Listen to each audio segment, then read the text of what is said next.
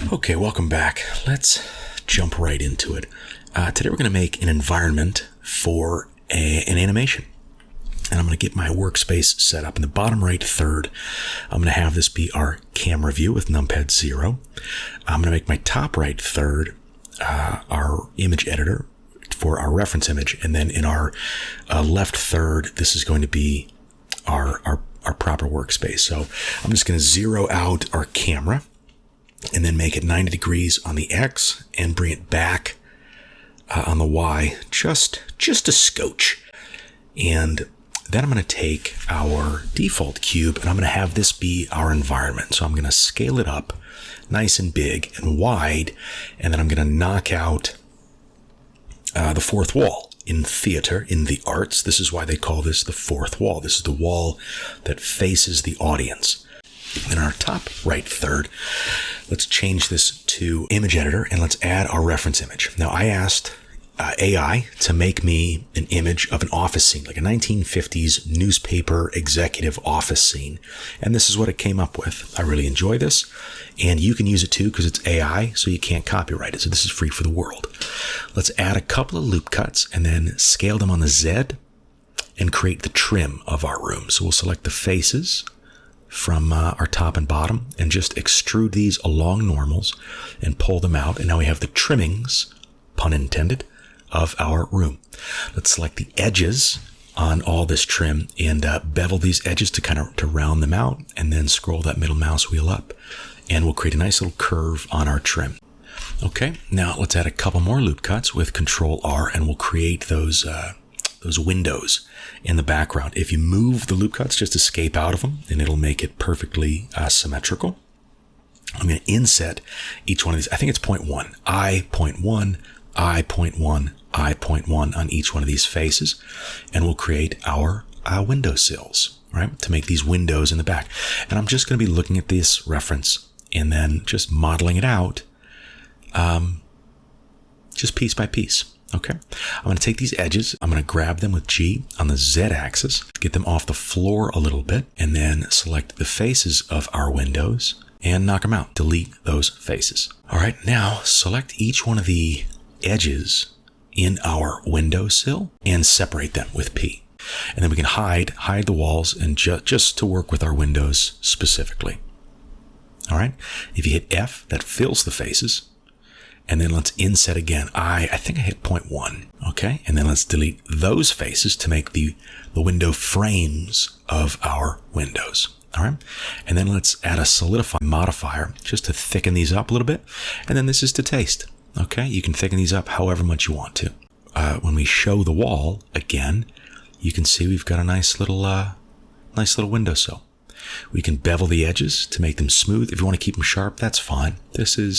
All of this is to taste, y'all.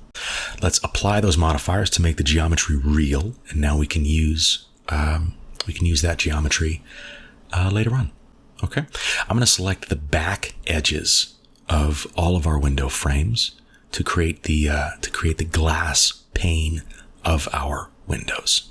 And you do that with F, just a quick fill. Okay. We can hide the walls again. And we can hide the frames again just to work with the windows. And then let's add a couple of loop cuts with Control R to create the top and bottom window pane. Okay. And we can do that with a simple bevel. Okay. And then let's make a couple of loop cuts vertically. And you can see in here, it's just a scotch. All right. And now we've got some nice little window panes. And we can, once you have that, let's grab all those faces, extrude them out a little bit, just a scotch, right? We can add a bevel modifier just to kind of create just the roundness of that wood. And this is to taste. Pretty quickly, we've got some windows. Let's add a plane. We'll create the blinds for the windowsills. Okay. So I'm just going to create one. And then if you've never used an array modifier, you are in for a treat. And then once we have that, let's add an array modifier. Okay. And we want this array modifier to go up on the Z. Again, this is to taste. And then once you have it, just bump the count up all the way up and it'll go all the way up the window. Then you can Shift D and Shift D. And now all of our windows have blinds. Pretty quickly. All right, coming along. Let's save your work. I'm going to get rid of the ceiling for the time being, just so I can see what's going on inside of our room. And then let's add another plane. Okay, and let's build out this desk. Just use your reference to spot it, and trust your low poly modeling skills. All right, this is just extrude, scale, couple of loop cuts, push and pull, add a bevel modifier. Okay, and pretty quickly, we've got a nice little desk. Okay, we can add some drawers. Let's add some drawer handles. Let's inset with I, and then extrude these out. And then with Control Numpad Plus, I'm going to select the whole thing and then separate it with P. Add a couple of loop cuts, scale these out, and then let's just axe out these middle sections right here. Now, you can Shift D and duplicate it, or you can just add another array modifier. Okay? Add it on the Z, and then if you increase the count, just like that, we only made one, and then with an array modifier, now we have drawer handles for our desk drawers. To add them on the other side of the desk, you can Shift D, that's fine. Okay, and pretty quickly, we've got a nice little desk. Let's Shift A. Now let's make these some filing cabinets in the back. This is probably the most basic type of modeling that we can do, and it's great that the room, there is a maximalism to the room, which is fun. It's kind of all over the place, but this type of modeling is really very simple. And it's just, again, it's just push and pull, extrude out, extrude, scale, and line everything up in your camera view with your reference. I'm just going to add a couple of loop cuts here to create each individual layer of our filing cabinet. And then let's add another one. We can Shift D, boom, just like that. We got 2 filing cabinets. And Shift D again, just like that, we got 3 filing cabinets. But you can see that third filing cabinet is a little bit smaller. So I'm just going to delete the verts on the top layer. And now we've got a couple of small filing cabinets. You can see we got 2 and 2 in the back. And now we got 2 and 2 in our world. And then same thing we did for the desk. Let's inset those faces and let's add, you can add handles. You can add like a nameplate on your filing cabinet as well. That's fine. This is all to taste. Okay. And just like that, we've got our filing cabinets. Okay. And we can take the handles from the desk, duplicate those, and just bring them over to the cabinets. Right? We're working smarter, not harder. Okay. Let's Shift D and duplicate that and then rotate it 90 degrees on the Z and grab it over to the right side of our scene and push it back, because you can see in the background here, we have several more filing cabinets because it's an old school office, and this is how documents used to be stored before everything was digital and electronic. So I'm just going to hit Shift D a couple of times. All right. And we're filling out the space. Okay. I'm going to hit Shift A to add a plane, and then let's add a solidify modifier, bump up the thickness, add a bevel modifier to give it a nice little curve, kick over into top view with numpad 7. And let's create this, looks like a dresser, more of a filing cabinet behind the main desk. Okay, and I'll just scale this out. And it's just extrude, scale. You're pushing and pulling. And don't worry about textures at all. Right now, we're just modeling loose, low poly stuff. It doesn't need to be perfect. We'll add textures later on to make it look nice and neat. Okay, now let's add some picture frames. Okay. Let's add another plane, and then again, let's add a solidify modifier, and then a bevel, and then same thing we've been doing the whole time. Get it up, extrude it, and then extrude it in, and very quickly we've got a picture frame. And then I'm just going to Shift D, and then scale these to kind of match more or less the appropriate size of the frames in our reference image. You have free reign to make these things look however you need them to look. I'm just going to add a bunch of frames to the wall here. Now let's take one of those and then pirouette it on the Z axis and make those frames in the back of our room. And then same thing we did on the side. Just Shift D, scale, push, pull, Shift D, scale, push, pull, Shift D, scale, push, pull. And pretty quickly, we've got walls that are filled up with, frames for pictures or accolades, awards, degrees, whatever we want it to be. Okay. And just like that, we've got our picture frames. Now let's take one of our filing cabinets and Shift D to duplicate it, and then really shrink it down. And we'll make these little, I think this is kind of like an index card filer, right? Or like a ticket filer, something that old libraries used to have, like where you house the Dewey Decimal System. Okay. So we'll make a couple mini drawers, mini filing cabinets. And then once we have one, and then if you want, you can Shift D them, or just add an array modifier, add a little space between them, and then bump up the count. And just like that, we've got a bunch of mini filing cabinets. Okay. And then same thing on the top as we did on the bottom. You can just Shift D, duplicate that. And now we're just continuing to build out the room. You can scale this in on the X-axis if you want to. Just a lot of different filing cabinets of different shapes and sizes just to kind of create that maximalism. Now let's just make a couple of boxes, right? So we'll Shift A to add a default cube. And then same thing we've been doing. You can add a nice little bevel modifier. And then let's make a little top. So we'll just select that face up top. Extrude, scale, extrude. There you go. Nice little box, right? We'll add a couple more boxes. Just Shift D. We'll rotate it a little bit. Okay, now let's just Shift D, duplicate that box, and we'll add a bunch of boxes on this cabinet. And it's just, now we're going for that just unabashed maximalism. Let's add a couple more boxes onto these filing cabinets. Same thing, Shift D and space them out. Everybody save your work.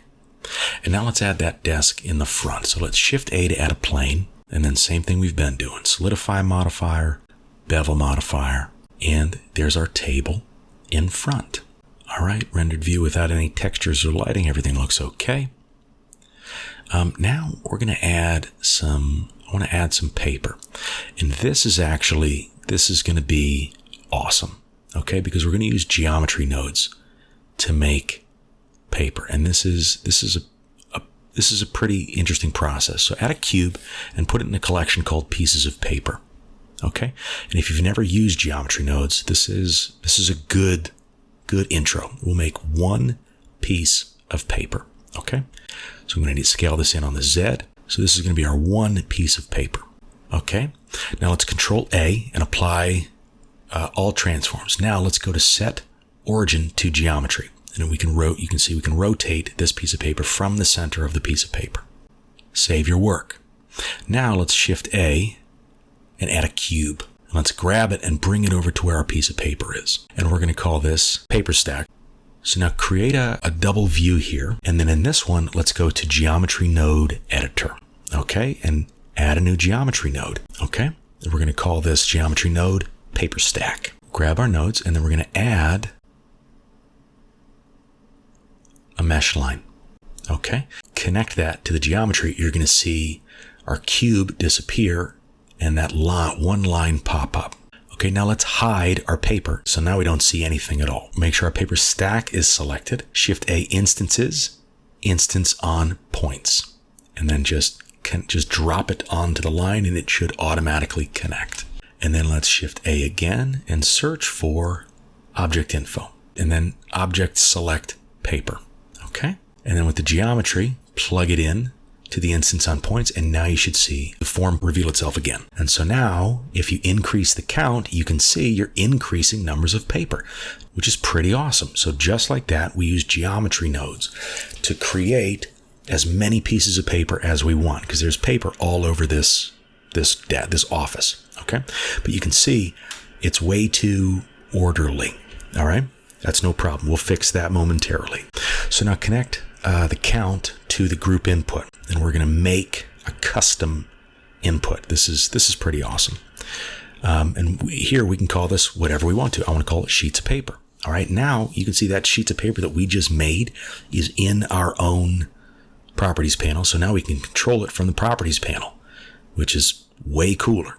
Whenever you create these custom group inputs, they jump over into our properties panel. So you don't have to enter the geometry node environment every time, because this can be a little daunting.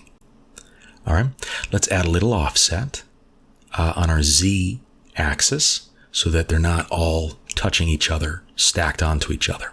Right? Okay, now let's Shift A, and add a combine XYZ, and we'll connect the vector to the offset. And it disappears again. It's okay. Connect the Z to the group input, and you'll come over here to the sockets, and let's add a custom socket called paper thickness. This is what we were just doing on the Z axis, but now it's in our properties panel, and this is the strength of custom geometry nodes. Okay, and then in our properties panel, we can bump up that thickness however thick we need it to be. We have control here, which is really kind of awesome. So let's add translate instance,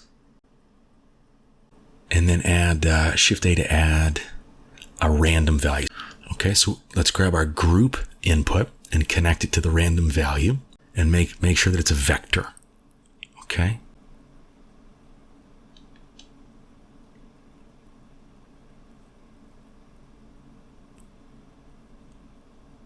And connect the paper offset to the X and Y, and then connect the value to the translate instance. Okay, now let's add some vector math. Make the scale -1. Okay, so the min is going to be -1. Okay, and I'm just trying to organize the node tree right here just to make it a little easier to see, because it can get, these things can get so wild and out of control. So now when we can control the paper offset in our properties modifier, and you can see it gets wild right here. Okay, and then if you shift and drag over, you can kind of draw a line over one of the nodes, and it connects the two. It's a fun little trick. All right, and we need this offset so it doesn't look so precise. It looks like just stacked papers. Okay, now let's Shift A to add a separate XYZ and connect it to the connection between the group input and the random value. Let's add another combine XYZ, connect the X to the X and the Y to the Y. Okay, so now when we do the paper offset, it's only on the X and the Y, because before it was separating the Z axis, and so the papers kind of looked like they were floating between each other, and this is how we fix that. Okay, so there we go. Got a nice little paper stack, and we made it with geometry nodes. We used one piece of paper, and using nodes, we created a stack of paper. Okay, now let's add another instance. We're going to Shift D all of these. Add another group input. We'll call it the rotation, because we have the offset, and the offset's fine, but we want to rotate them a little bit too. And we'll connect those two. And we'll connect those two. So now with everything connected, we can rotate on the X, the Y, or the Z in our properties panel. Okay, so, but make sure the whole thing is not connected. You really just want to connect it on the rotate Z, just so it rotates on the Z. And we can call this Z rotation. We can call this Z axis rotation. Okay, so now you come to your properties and you can rotate as much as you want to create a very disheveled, disorganized stack of paper. And just like that, we've got a nice little geometry node stack of paper. Okay, so now let's cover this office with paper. I'm just going to add this stack of paper here. I'm going to Shift D, and I'll grab it to bring it over here. Now this is its own object, and I can mess with the rotation or the number in the stack in this object, and it won't affect anything else. See, I'm grabbing it down right here. This is its own object with its own properties. This is the power of the geometry nodes, which is amazing. Then you can mess with the offset, you can mess with the rotation. This is to taste. So we can create stacks of paper all over this office, and they can have different numbers of sheets in each stack. They can be different levels and degrees of messy. It's completely up to you. And I hope this visually articulates the power of geometry nodes. Okay, so in the next one, we'll add materials, we'll add textures, we'll add lighting, we'll get all this going, and then we'll start animating. So I hope you enjoyed this. I hope you learned something, and you're excited to build, to make your own stuff. That's obviously the goal. So get up, get a drink, get a stretch, get a bend, and we'll see you in the next one.